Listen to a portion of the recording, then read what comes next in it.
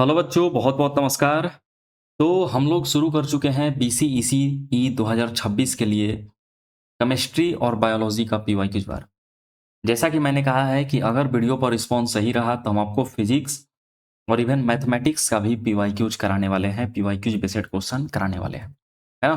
तो ये आपका केमिस्ट्री का लेक्चर 3 होने वाला है, बायोलॉजी का भी एक लेक्चर अपलोड हो चुका है। हम कोशिश करेंगे कि डेली जो है आपको 2 लेक्चर, 2 सब्जेक्ट का लेक्चर जो है आपको मिले इस चैनल पर, है ना। तो जो भी लेक्चर है उसको सही तरीके से देखना है और इसका पीडीएफ जो है आपको टेलीग्राम चैनल पे मिल जाएगा। उसका लिंक आपको कमेंट में मिल जाएगा। किसी भी वीडियो के कमेंट में आपको टेलीग्राम चैनल का लिंक होगा। उस लिंक पर आपको क्लिक करके हमारा टेलीग्राम चैनल ज्वाइन कर लेना है। जो भी क्वेश्चन यहाँ पर कराया जा रहा है वो सारा क्वेश्चन आपको उसी चैनल पे मिल जाएगा, है ना। तो एक बार आपको वीडियो देखना है। वीडियो देखने के बाद जो भी क्वेश्चन आपको पीडीएफ में मिलेगा उसको एक बार खुद से सोल्व करना है ना। फिर भी अगर नहीं समझ में आ रहा है तो जहां से आप थ्योरी पढ़े हैं वहां से एक बार थ्योरी पढ़िए, फिर क्वेश्चन को आइए, है ना। इस टाइप से आपको समझना है। वैसे मैं आपको कंसेप्ट के साथ साथ क्वेश्चन भी कराता हूं। चलिए हम लोग शुरू करते हैं। देखिए पहला क्वेश्चन है कि the shape of the molecule. किसी भी मॉलिक्यूल का शेप जो है वो किस पर डिपेंड करता है। ये केमिकल बॉन्डिंग का क्वेश्चन है आपका। ऑप्शन देखिए, एडजेसेंट एटम, क्या उसके बगल वाले एटम पे डिपेंड करता है? नहीं। वैलेंस इलेक्ट्रॉन, बिल्कुल।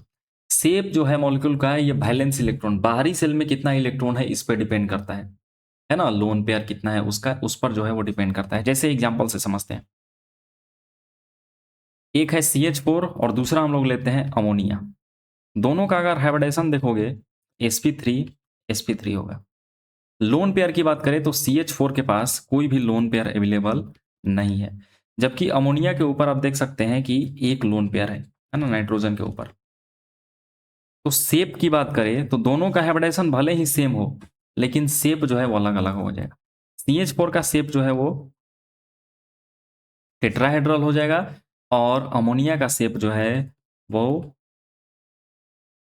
ट्रिगोनल पिरामिडल हो जाएगा, है ना। क्यों ऐसा हुआ? लोन पेयर होने की वजह से, मतलब वैलेंस इलेक्ट्रॉन होने की वजह से शेप जो है यहाँ पर आप देख रहे हैं कि अलग अलग हो जा रहा है। एक में लोन पेयर नहीं है, एक में लोन पेयर है, तो रिपल्सन की वजह से जो है शेप जो है टेट्राहेड्रल से कैसा हो जा रहा है? ट्रिगोनल ट्रिगोनल पिरामिडल, है ना। सराउंडिंग एटमॉस्फेयर ये सब नहीं होगा, तो करेक्ट ऑप्शन इसका बी हो जाएगा। चलिए अगला क्वेश्चन जो है कि which of the following order is not in accordance with the property stated against it. मतलब यहाँ पर जो भी ऑर्डर दिया गया है वो बोल रहा है कि कौन सा गलत है। पहला देखिए, फ्लोरीन क्लोरीन ब्रोमीन आयोडीन का ऑक्सीडाइजिंग पावर दिया गया है। क्या ये ऑर्डर सही है? बिल्कुल सही है। ये नहीं होगा, हमसे गलत पूछ रहा है ना। हेलोजन फैमिली में जो फ्लोरीन क्लोरीन ब्रोमीन आयोडीन होता है ऊपर से नीचे जाते हैं तो ऑक्सीडाइजिंग पावर डिक्रीज करता है ना, दूसरे को ऑक्सीडाइज करने की टेंडेंसी जो है वो घटता है। सबसे ज्यादा कौन ऑक्सीडाइज करता है? फ्लोरीन, फिर क्लोरीन, फिर ब्रोमीन, फिर आयोडीन। तो ये स्टेटमेंट सही है, हमसे गलत पूछ रहा है इसलिए ये नहीं होगा। एसिडिक प्रॉपर्टी जो है वाटर में, जब इनको आप वाटर में डालिएगा तो एसिडिक प्रॉपर्टी क्या होगा? एसिडिक प्रॉपर्टी जो होता है ये टॉप टू बॉटम आते हैं तो इंक्रीज करता है, बढ़ता है ना। चूंकि साइज जो है वो बढ़ते जाता है और साइज बढ़ने से आसानी से बॉन्ड जो है वो टूटता है और H+ जो है निकलेगा। जितना जल्दी H+ निकलेगा उसका एसिडिक करेक्टर उतना ही ज्यादा होता है। या सिंपल आप याद रख सकते हैं कि हाइड्राइड के केस में, जैसे यहाँ पर देखो HI HBr HCl HF, ये हाइड्राइड है। तो हाइड्राइड के केस में क्या होता है कि अगर मोलिकुलर वेट बढ़ेगा, मतलब टॉप टू बॉटम आएंगे तो मोलिकुलर वेट बढ़ेगा। मोलिकुलर वेट बढ़ेगा तो एसिडिक स्ट्रेंथ बढ़ेगा, कोई एक्सेप्शन नहीं है ना। टॉप टू बॉटम आएंगे हाइड्राइड के केस में तो हमेशा एसिडिक स्ट्रेंथ जो होता है वो बढ़ेगा। सिंपल आप याद रख सकते हो। तो सबसे ज्यादा HI HBr HCl HF, ये भी सही है, ये भी नहीं होगा।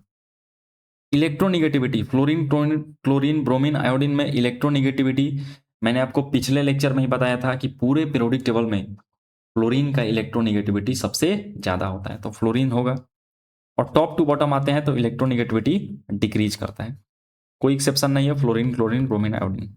ये भी सही है, ये भी नहीं होगा, मतलब करेक्ट ऑप्शन डी होगा। क्यों होगा ऐसा जी? बॉन्ड डिसोसिएशन एनर्जी F2Cl2Br2I2, क्या बॉन्ड डिसोसिएशन एनर्जी का ऑर्डर ये है? ये नहीं है। फ्लोरीन का जो है वो साइज छोटा होने की वजह से उसमें रिपल्सन होता है और रिपल्सन होने की वजह से उसका बॉन्ड जो है वो आसानी से टूट जाता है। है ना। होना चाहिए था F2 का सबसे ज्यादा, जैसे कि यहां पर दिया गया है, लेकिन ऐसा होता नहीं है। सबसे ज्यादा हो जाता है Br2, फिर Cl2, उसके बाद F2 एंड देन जो होता है वो I2 हो जाता है। तो this is the order of bond dissociation energy, है ना। तो करेक्ट ऑप्शन आपका क्या हो जाएगा, डी हो जाएगा, क्योंकि ये गलत है। सबसे ज्यादा Br2, फिर Cl2, फिर F2 एंड देन I2 होना चाहिए। चलिए अगले क्वेश्चन पे चलते हैं। अगला क्वेश्चन है कि which of the following element does not belong to the 16th group of the periodic table. Periodic table में मैंने आपको बताया कि टोटल ग्रुप कितना होता है जी, 18, और पीरियड की संख्या कितनी होती है, 7, है ना, मॉडर्न पीरियोडिक टेबल में, जो कि मोजले साहब ने दिया था। और अलग अलग ग्रुप का अलग अलग नाम भी होता है। जैसे 16 ग्रुप की बात करें तो इसका क्या नाम है, ऑक्सीजन फैमिली, है ना। ऑक्सीजन फैमिली इसको बोलते हैं। इसमें कौन कौन सा मेंबर आता है आपको याद भी होगा, है ना। याद करते हैं, ओल्ड, स्टाइल, से, टीपो। इसके पीछे नाइट्रोजन फैमिली होता है, न्यूजीलैंड, पाकिस्तान, ऑस्ट्रेलिया, सब भिखारी, इस टाइप से याद करते हैं। इसके आगे जो होता है वो हाइलोजन फैमिली का मेंबर होता है ना, फ्लोरीन, क्लोरीन, ब्रोमीन, आयोडीन। इसके बाद जो होता है इनर्ट गैस आ जाता है। तो हमें सिर्फ इसके बारे में बात कर रहा है, ऑक्सीजन फैमिली का। तो इसमें बोल रहा है कि इन चारों में कौन सा ऑक्सीजन फैमिली में नहीं आता है, ऑक्सीजन आता है, फॉस्फोरस नहीं आता है। फॉस्फोरस जो है नाइट्रोजन फैमिली का मेंबर। आप देख रहे हैं कि फॉस्फोरस किस में आ रहा है, नाइट्रोजन फैमिली वाला में आ रहा है। तो करेक्ट ऑप्शन बी हो जाएगा, है ना। बाकी सल्फर आप देखिए ऑक्सीजन में आ रहा है, सेलेनियम जो है ये भी ऑक्सीजन में आ रहा है ना, ऑक्सीजन फैमिली में। इसके बाद टेलुरियम, पोलोनियम, ये सब भी ऑक्सीजन फैमिली का मेंबर है। बहुत ही आसान क्वेश्चन है ये। अगला क्वेश्चन है कि which group of element are called d block element in the modern periodic table. Modern periodic table में कौन कौन से ग्रुप को जो है हम लोग डी ब्लॉक एलिमेंट का ग्रुप बोलते हैं। अभी आपको बताएं कि मॉडर्न पीरियोडिक टेबल में 18 ग्रुप है। ब्लॉक कितना है जी, 4, एस, पी, डी, एफ। और ग्रुप कितना है, 18। इस ब्लॉक में जो है फर्स्ट ग्रुप और सेकंड ग्रुप आता है। पी ब्लॉक में जो है 13 से लेके 18 तक ग्रुप आता है। डी ब्लॉक में जो है थर्ड ग्रुप से लेके 10 ग्रुप तक होता है। और एफ ब्लॉक के जितने भी मेंबर है उसको किस में रखा गया है, थर्ड ग्रुप में रखा गया है। तो डी ब्लॉक का जो मेंबर है वो कौन कौन से ग्रुप में आता है, 3 से लेके सॉरी 12 तक, है ना। टोटल जो है 10 ग्रुप जो है वो डी ब्लॉक को मिला है। तो 3 से लेके 12 तक जो है वो मेंबर डी ब्लॉक का मेंबर है। तो करेक्ट ऑप्शन इसका क्या हो जाएगा, 1 से 2 नहीं, 3 से 10 ये भी नहीं होगा, 3 से 12 बिल्कुल। थर्ड ग्रुप से लेके देखो, फर्स्ट ग्रुप को हम लोग क्या बोलते हैं, alkali metal group. Second group को क्या बोलते हैं, अल्कलाइन अर्थ मेटल ग्रुप। और तीसरा से लेके 12वां तक जो है वो डी ब्लॉक एलिमेंट का ग्रुप है। और 13वां से लेकर 18वां तक जो है वो पी ब्लॉक मेंबर का ग्रुप है। और एफ ब्लॉक के मेंबर को जो है इसमें रखा गया है, सारे मेंबर को जो है थर्ड ग्रुप में रखा गया है ना। एस ब्लॉक के लिए कोई स्पेशल ग्रुप नहीं है, उसको जो है एक सेपरेट करके नीचे रखा गया है और उसको बोला गया है कि जितने भी मेंबर हैं इसका किसमें है, थर्ड ग्रुप में है ना। फिर आगे बढ़ते हैं हम लोग। Which of the following enlisted compound is termed as slaked lime. इनमें से किसको जो है स्लेक लाइम बोलते हैं। देखो कैल्शियम ऑक्साइड को हम लोग स्लेक लाइम नहीं बोलते हैं, कैल्शियम ऑक्साइड को हम लोग बोलते हैं क्विक लाइम। कैल्शियम हाइड्रोक्साइड को हम लोग बोलते हैं स्लेक लाइम, है ना।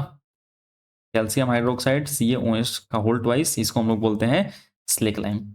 कैल्शियम सल्फेट, कैल्शियम सल्फेट का नाम होता है, इसको हम लोग बोलते हैं डेड फ्रंट प्लास्टर, है ना। और कैल्शियम कार्बोनेट आपको पता ही है, चूना, इसको बोलते हैं लाइमस्टोन, है ना।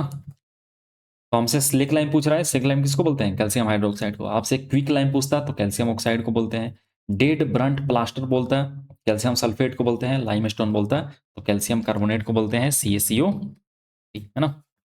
कैल्शियम ऑक्साइड CaO होता है, और ये कैल्शियम सल्फेट CaSO4 को बोलते हैं कैल्शियम सल्फेट। चलिए आगे बढ़ते हैं।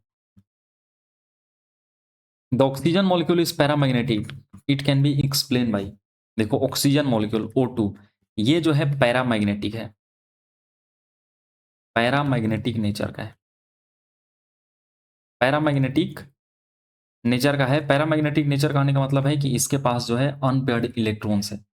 इसके पास जो है एक ना एक या एक से अधिक जो है अनपेयर्ड इलेक्ट्रॉन है।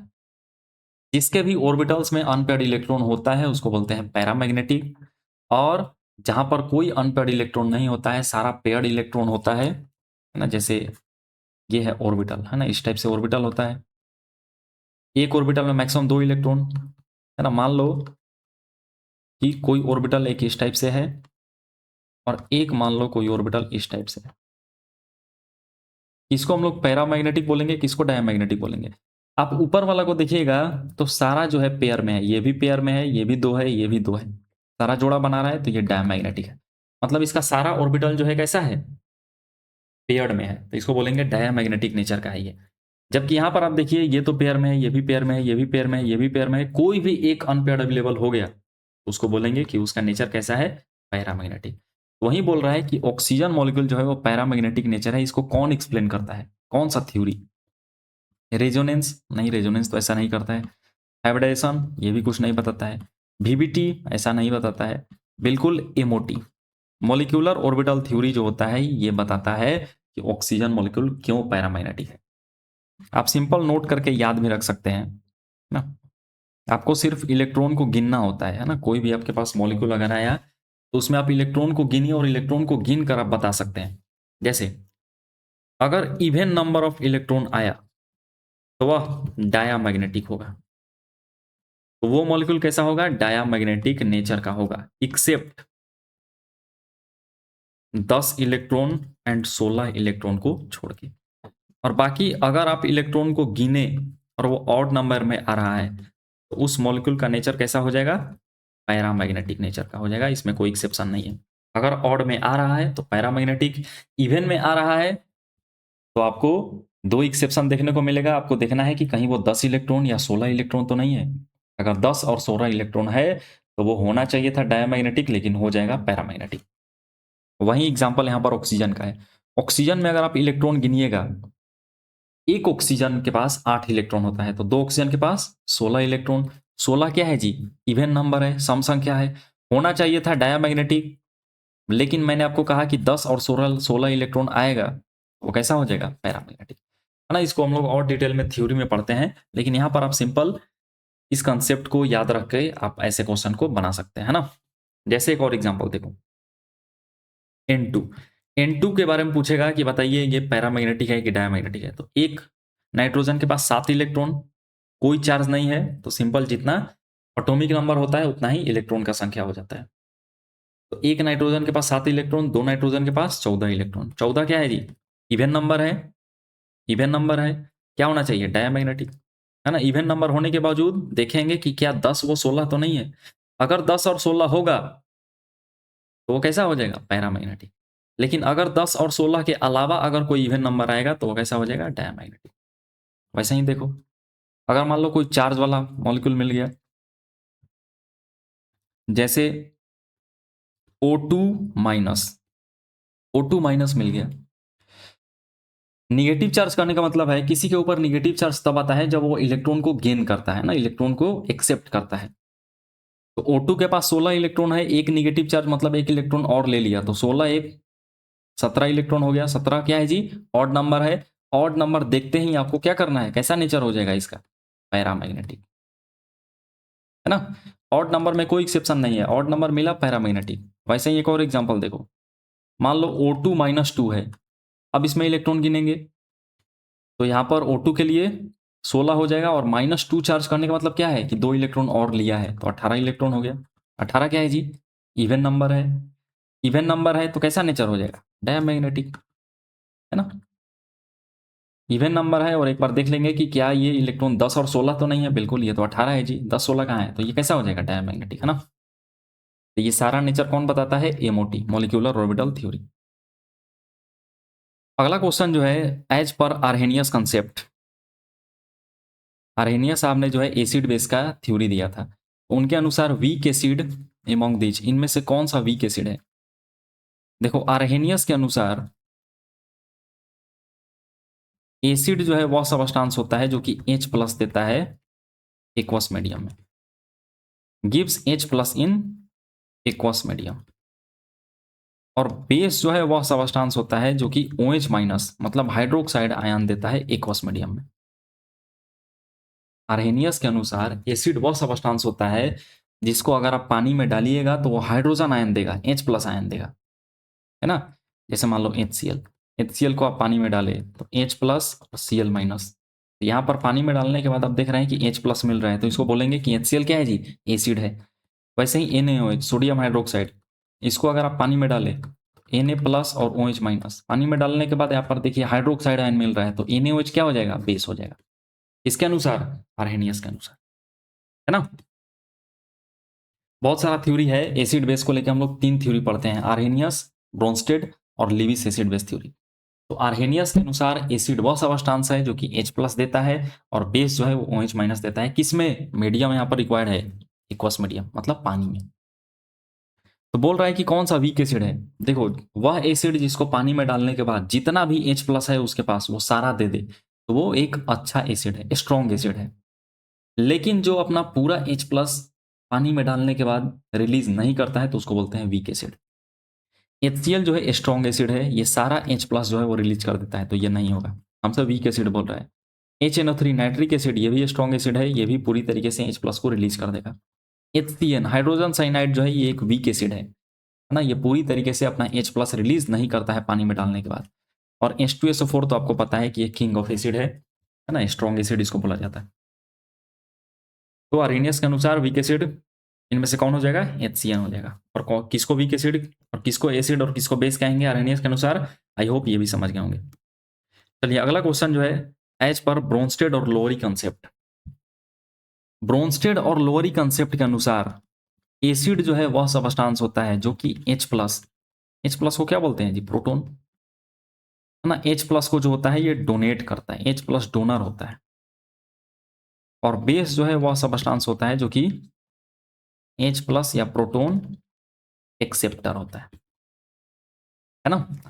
जैसे यहां पर आप देखिए वाटर H+ और OH- दिया, यहां पर वाटर किसके रूप में काम कर रहा है, ब्रोंस्टेड के अनुसार यहां पर वाटर H+ चूंकि ये रिलीज कर रहा है, H+ डोनर है ना, राइट साइड में दे रहा है, तो ये क्या हो जाएगा, यहां पर वाटर जो है वो एसिड की तरह बिहेव कर रहा है। वहीं वाटर में आप H+ ऐड कर दीजिए, इसके बाद H3O+ मिलेगा। तो यहां पर जो है वाटर को H+ दिया गया, वाटर जो है H+ एक्सेप्ट किया, तो यहां पर H2O जो है किसकी तरह बिहेव करेगा, बेस की तरह बिहेव करेगा, है ना। सिंपल यहां पर है। ब्रोंस्टेड लोअरी एसिड बेस कंसेप्ट के अनुसार एसिड वह सब्सटेंस होता है जो कि H+ देता है, मीडियम कैसा भी हो, चाहे पानी हो चाहे कोई भी मीडियम हो, अगर H+ रिलीज कर रहा है तो वो एसिड है। जबकि आर्हेनियस के अनुसार एसिड वह सब्सटेंस है जो कि H+ किसमें देता है, एक्वस मीडियम, मतलब पानी में देता है। इस कंसेप्ट को आपको समझना है ना। और आर्हेनियस के अनुसार बेस वह सब्सटेंस होता है जो कि OH- रिलीज करता है, जबकि वही ब्रोंस्टेड के अनुसार बेस वह सब्सटेंस होता है जो कि H+, यहां पर OH- का जिक्र नहीं है, H+ एक्सेप्ट करता हो। यहां पर आप देख रहे हैं कि वाटर H+ एक्सेप्ट कर रहा है, तो यहां पर वाटर बेस की तरह काम कर रहा है, और यहां पर वाटर H+ रिलीज कर रहा है, तो यहां पर वाटर एसिड की तरह काम कर रहा है। मतलब वाटर क्या है जी, एक एम्फीप्रोटिक कंपाउंड है, एसिड की तरह भी बिहेव कर सकता है, बेस की तरह भी बिहेव कर सकता है। खैर हमसे पूछ रहा है कि ब्रोंस्टेड लोअरी कंसेप्ट के अनुसार बेस क्या होगा, बेस कौन सा सब्सटेंस होगा जो कि H+ को एक्सेप्ट करता हो ना। तो करेक्ट ऑप्शन इसका हो जाएगा ए वाला, जो H+ को एक्सेप्ट करता हो, H+ मतलब क्या, प्रोटॉन को एक्सेप्ट करता हो वो बेस, और जो प्रोटॉन को डोनेट करता हो वो क्या हो जाएगा, एसिड हो जाएगा, है ना। बाकी न्यूट्रॉन ये सब तो ऐसे ही हम लोग कट कर सकते हैं। चलिए अगले क्वेश्चन पे चलते हैं। अगला क्वेश्चन है कि which of the following species can act as a Lewis base. ये देखो तीसरा कॉन्सेप्ट है, सारा से हम लोग क्वेश्चन उठा लिए हैं। लेविस थ्योरी के अनुसार एसिड वह सब्सटेंस होता है जो कि लोन पेयर एक्सेप्ट करता है। लोन पेयर जो एक्सेप्टर होता है वो एसिड होता है, और बेस जो होता है वो लोन पेयर डोनर होता है ना। जैसे आप देखिए अमोनिया, अमोनिया के ऊपर हम लोग देखें ये एक लोन पेयर है, तो ये लोन पेयर दो सकता है, तो अमोनिया को क्या बोलेंगे कि एक बेस है। कैसा बेस है, लिविस बेस है ना। तो लिविस थ्योरी के अनुसार सिंपल एसिड बेस अगर आपसे पूछा जाए तो एसिड जो है वो लोन पेयर को एक्सेप्ट करता है, और बेस जो है वो लोन पेयर को डोनेट करता है। तो हमसे लिविस बेस पूछ रहा है कौन सा सही होगा, तो निगेटिवली चार्ज स्पीसीज बिल्कुल, anions and neutral species, with one lone pair of electron. बिल्कुल करेक्ट ऑप्शन ए हो जाएगा, है ना। लिविस के अनुसार जो होता है, लिविस बेस आपका न्यूट्रल चार्ज स्पीसीज भी हो सकता है, जैसे अमोनिया हम लोग देखें। एनायन, कोई एनायन भी हो सकता है, जैसे OH माइनस। ये भी क्या है जी, ये अपना प्रोटॉन को जो है वो डोनेट कर सकता है। इसके साथ साथ जिसके पास एक या एक से अधिक जो होता है लोन पेयर हो, जैसे वाटर। वाटर के पास भी आप देखिएगा तो ऑक्सीजन के ऊपर जो है 2 लोन पेयर है, तो वाटर भी जो है ये लिविस बेस की तरह यहाँ पर काम करेगा, है ना। बाकी सब जो है वो नहीं होगा। अगला क्वेश्चन है कि which of the following gases is not a green house gas. ये भी क्वेश्चन जो है काफी इंपॉर्टेंट है, कई बार पूछा गया है। कौन सा जो होता है गैस वो ग्रीन हाउस गैस नहीं है। पहला है कार्बन मोनोऑक्साइड, यही हो जाएगा, है ना। Carbon monoxide green house gas नहीं है। कौन कौन सा है, CO2 कार्बन डाइऑक्साइड है, ओजोन है, CH4 है ना। H2O वेपर जो कि आप देख रहे हैं, ये सब ग्रीन हाउस गैस है। इसके बाद क्लोरोफ्लोरोकार्बन है ना। ग्रीन हाउस गैस का जब लेवल जो है एटमॉस्फेयर में बढ़ जाता है तो ग्लेशियर पिघलना शुरू कर देता है, जिससे फ्लड वलड आना शुरू कर देता है ना। मेनली नेचुरल इम्बैलेंस की वजह से जो है ये ग्रीन हाउस गैस जो है नेचर में इंक्रीज करता है। तो हमसे पूछ रहा है कि कौन सा ग्रीन हाउस गैस नहीं है, तो आपको ध्यान रखना है कि CO को क्या बोलते हैं जी, कार्बन मोनोऑक्साइड, है ना। कार्बन मोनोऑक्साइड जो है ये ग्रीन हाउस गैस नहीं है। कौन है green house gas, carbon dioxide. इसके साथ साथ ये सब ozone, methane, water vapour, chlorofluorocarbons etcetera, है ना। तो ये रहा जो है आज का हमारा केमिस्ट्री का क्वेश्चन। तो वीडियो आपको कैसा लगा आप हमें कमेंट करके बता सकते हैं, और बचे हुए दिनों में आप मोटिवेट होकर अपना समय को सही तरीके से यूटिलाइज करके आप पढ़ाई कर लीजिए, फिर आपको BCEC बहुत आसान लगने वाला है। तो मिलते हैं एक नए लेक्चर में। That's all, thank you so much.